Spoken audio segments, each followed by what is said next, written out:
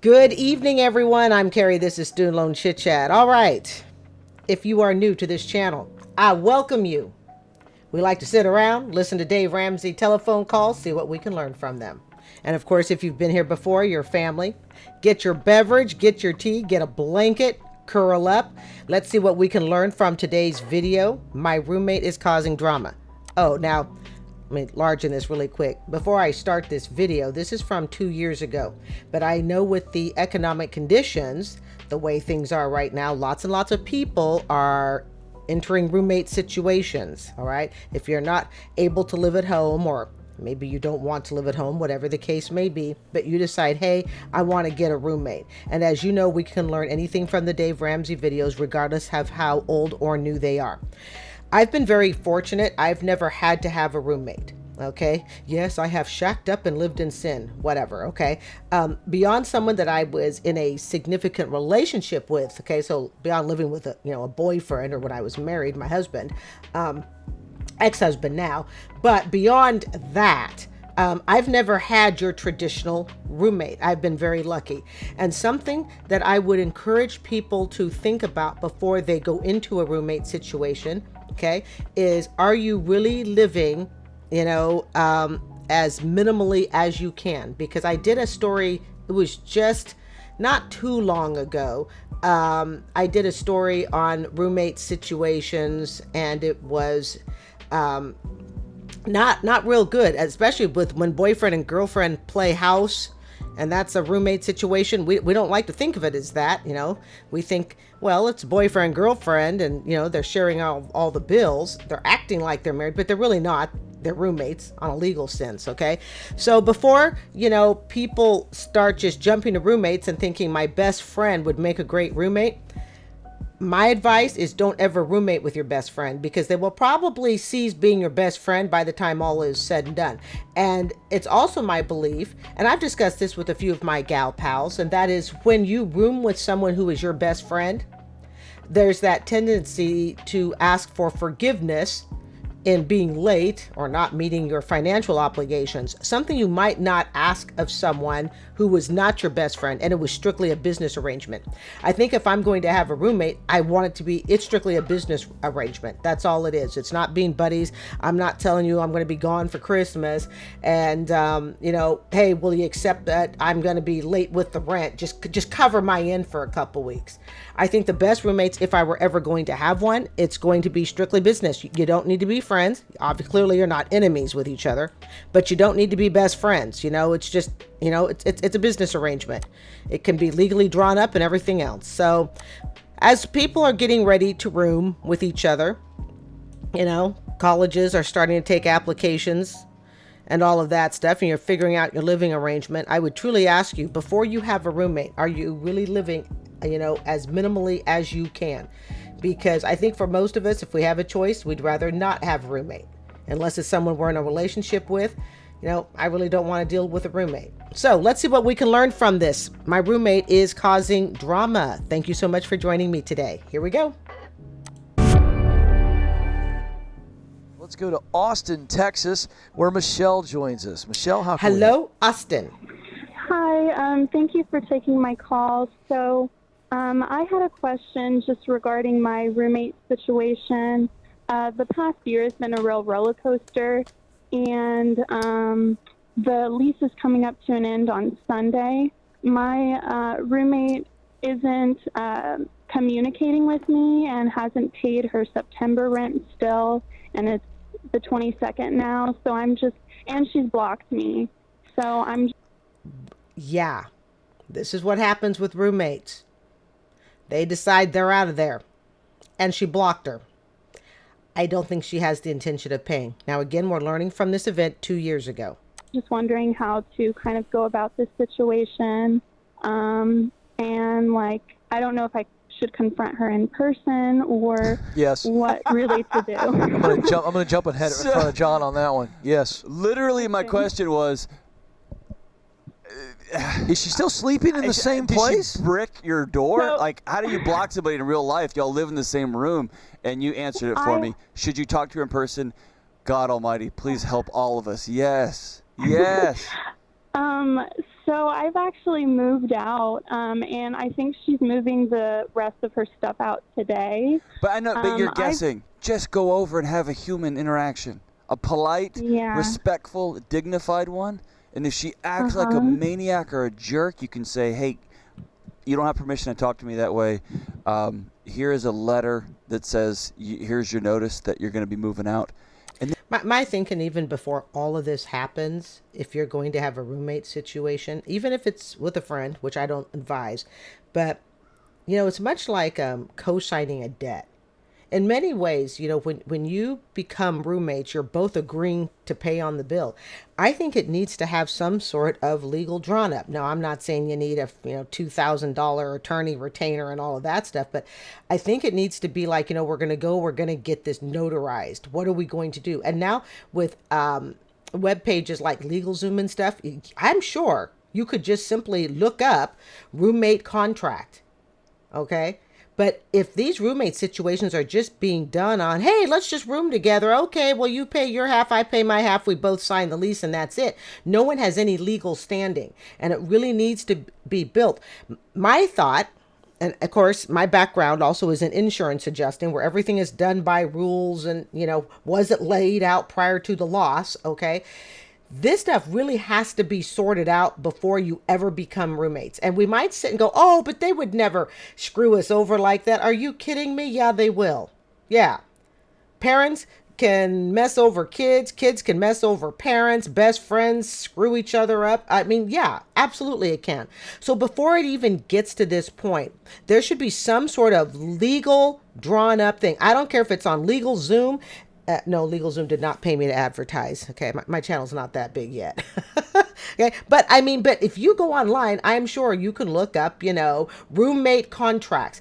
There needs to be something with teeth in it. So if you get stuck having to cover the bill for your roommate because they decide, hey, you know what, I'm out of here. All right, and you get stuck with that bill, you can get, you have some legal leg to get your money back. then you have peace in your heart and you go around about your day. But you have so much chaos in your heart because you don't have real information, because you haven't had a real human conversation with another real human. And sometimes, unfortunately, depending upon the situation, face-to-face may not be a good idea. Okay, I don't know if, you really have to judge the individual situation. Happened? Yeah.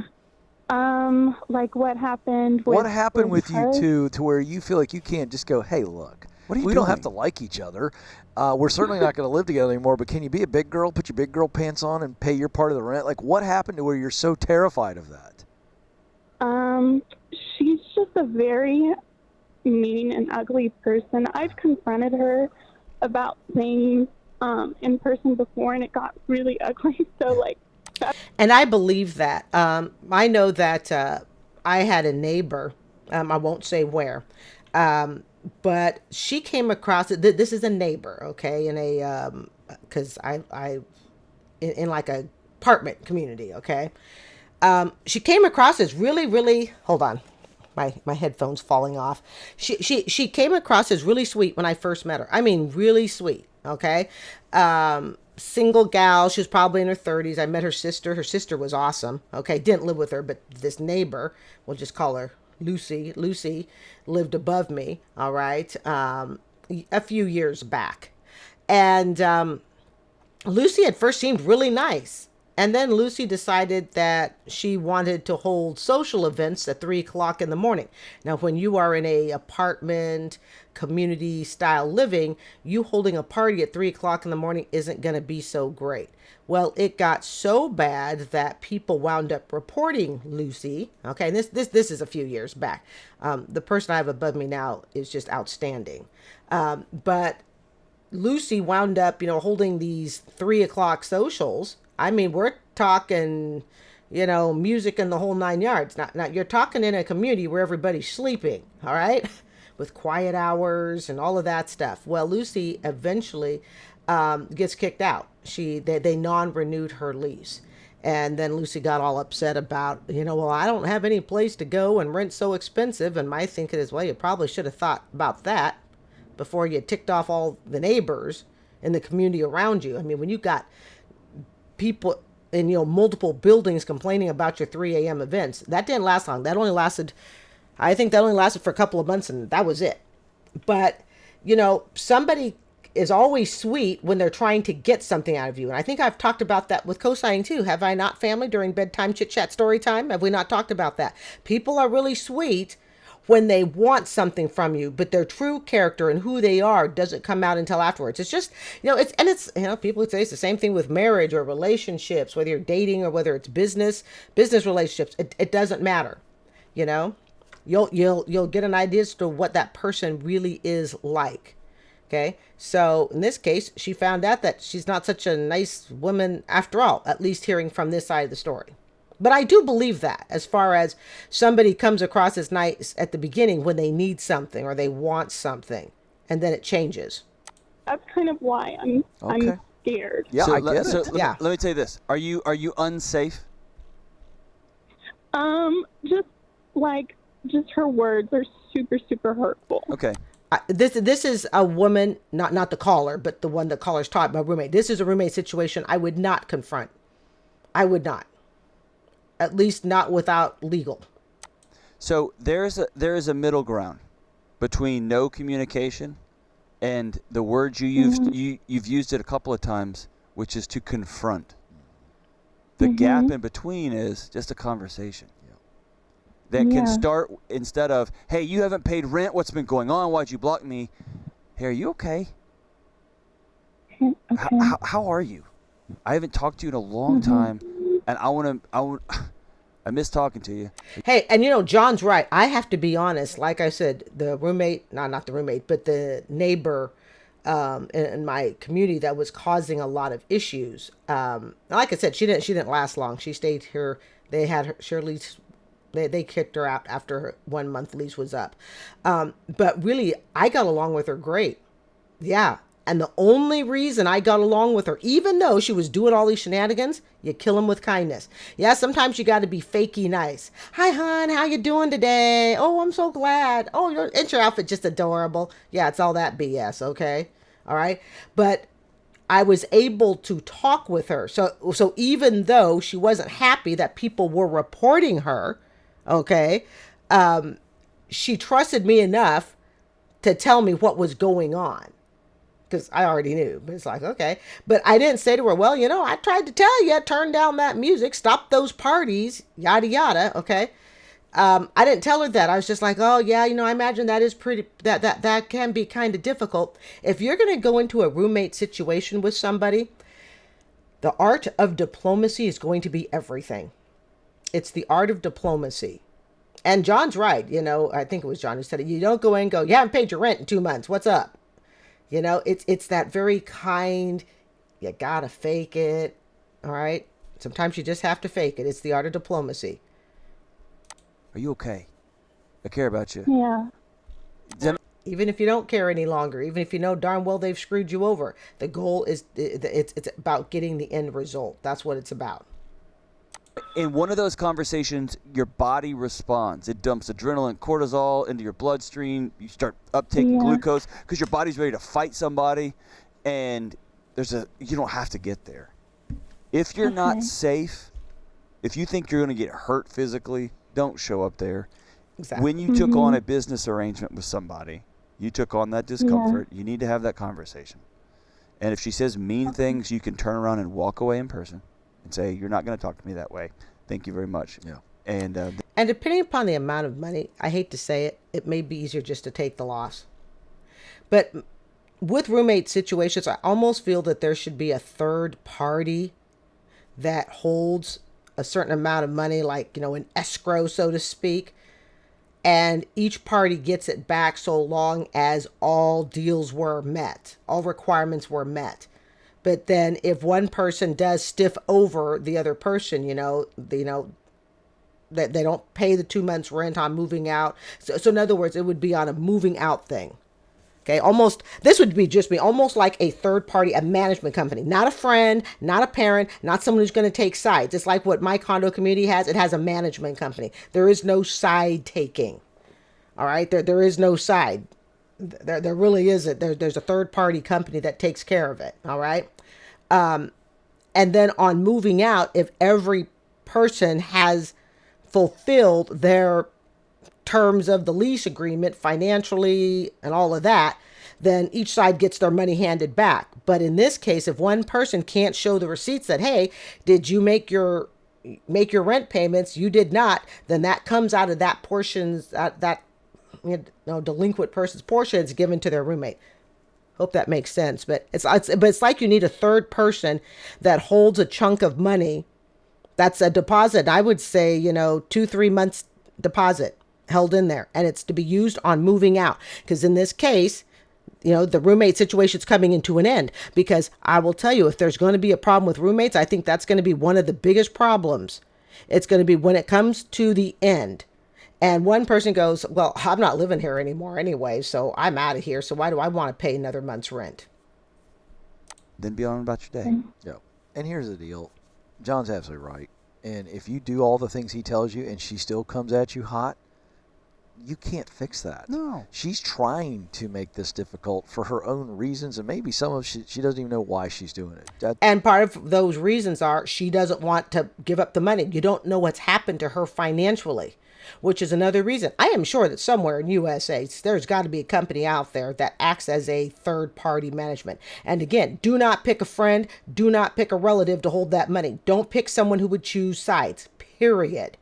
It's like it needs to be a company that holds it. I don't know enough about that, but and of course it needs to be a company that has, good reputation, solid foundation, that would be there 3, 4, 5 years later. What you don't want to do is say, my mom's going to be the third party mediator, or your mom's going to be the third party mediator. Oh, heck no. That's John's area. But I'll say this. I would stay very calm. I'd say, look, there are repercussions to this. I'm going to pay my part. You got to pay your part. Right. I'm not going to bother you ever again. I'm not trying to get in your business. Hope you're okay. I hope you're okay. And the other thing with the lease is because both of you are on the lease, it will hit both of your credit reports as well. This is where you may be forced to pay the other person's stuff. Remember, signing a lease is no different than co-signing a loan. You agree to pay the other person's, delinquent balance. This is why really before people take on roommates, I would ask you, are you really living as, minimalistic or minimally as you possibly can? It's my belief that roommates should be a last resort. I don't care how nice the place is and that you could live on the edge of the ocean and stuff. That's going to become a nightmare if your roommate decides I'm out of here. And unfortunately, if you're talking, she sounds young, so this roommate situation sounds like someone who's probably in their 20s and stuff. There's still a lot of immaturity. There's still a lot of growing up to do. And what can wind up happening is that immaturity still starts to show itself as the lease comes to an end and the other person goes, well, I just want to get out of here and I need the money to move, so I can't possibly pay the rent. I need the money to move. I got a new job somewhere, or worse yet, I'm out of a job and I need all the money I can get. I'm so sorry for anything that I've done. Just go real blanket here, really easy, and just go, hey, you need to do this thing. So I'm just trying to facilitate you. Let's get a clean, fresh start. And if you've already moved out, then walk away. If you've moved out and you signed this lease and subleased it, then you owe that money. Yeah. You can sue her for it. You can go through all the drama, or you can learn a hard lesson. Yeah. And then you can move on about your day. And here's the thing about subleases. Some subleases are illegal. A sublease is where I rent a place and the lease is on me, but then I decide, hey, I want to make more money on the side, so I'm going to rent my place to somebody else. And they're either going to come live with me or they're going to rent this place. That, without the agreement of the original owner of the property, that now becomes an illegal sublease. I believe lots of subleases are illegal. Not saying all of them, but you really need to have the clearance of the landlord. So if that is a sublease, your hands may also be tied if that was not a legal sublease. It's like, okay, fine, sue me, but guess what? You were breaking the law to begin with. It just gets nasty. Don't, and they may, John and Ken make a good point. If it's a sublease, you really have to look at that. And if it is a sublease and it was illegal, I'm afraid, and you're the one that made that arrangement, you know what? It's a hard lesson to learn, but just take it and learn the lesson. I wouldn't go chasing after anybody legally for court stuff. Not for a couple of months rent. I just wouldn't do it. It's just a lesson you have to learn. And again, you hear me again, our voices change. Like, you can get amped up. Nobody makes good decisions when they're amped up. Calm is contagious. Coming in low as you possibly can and say, here's the reality of our situation, and let's move on with our day. Yeah. And John, let me ask you this, because from a professional standpoint, when she does that, she takes the power away from this gal. This gal's definitely made a power play. The nastiness and all that, whether she's hurt. Well, and part of the nastiness, I'm sure, is to hope that it scares the other roommate, it scares the caller, and to hope that the caller will just go, oh, forget it. You know what? I'll just pay for it. This is what the roommate actually wants.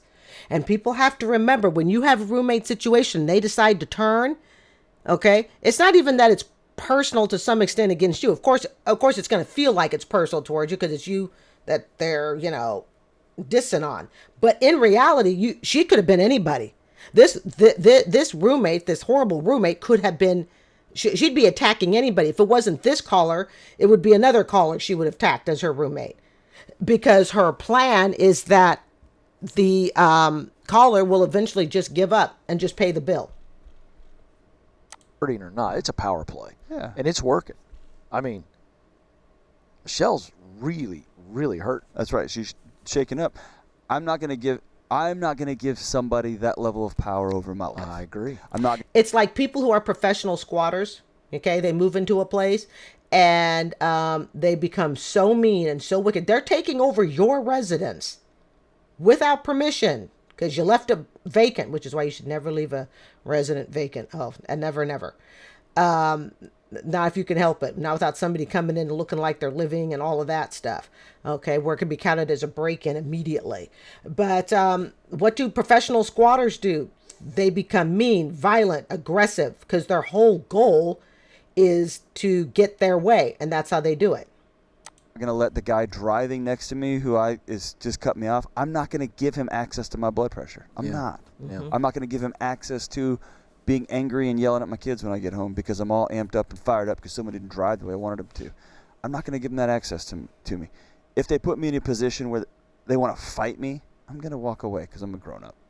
You know what I mean? Like, I'm not going to engage in that. That's just a waste of my time and energy. Yeah. And so I get to control what I'm bringing to the situation. And the only other option outside of that is I need to get something out of that house, and I am in danger of being physically harmed. That's right. Then I'm going to bring the police with That's me. right. Yeah. Other than that, I'm just not going to give people access to me in that way. And that's easier said than done. But we've got to detach ourselves in this situation. Michelle's got to detach herself from all the mean and hurtful things and realize she's playing me. Yeah. And Michelle also needs to realize, that's the caller, she needs to realize if it wasn't Michelle the roommate was doing this to, it would be someone else. Michelle unfortunately just fell in the trap. I don't have to know everything. I don't have to be a psychiatrist and figure it out. What I do know is she's playing me. She's been nasty. I can't fix that. I need her rent or else I'm on the line. And that's the issue. A lot of folks get engaged with somebody who's nasty, whether it's a boss, whether it's a spouse, whether it's a roommate. And we spend a lot of energy wondering what it is about us that is invoking the nasty. All right, folks, I'm going to go ahead and stop it here. All right. So I think we got the main gist of this call. But if you are thinking of having a roommate during these tough times, all right, don't let this scare you off. But I'm a big believer that you need to know all your options. You need to know the pros and the cons. And I think this little snippet here, this call, I felt would be pretty useful. And I think there were some pretty good tidbits in there. I'm Carrie. This is Student Loan Chit-Chat. I'd like to thank you for joining me.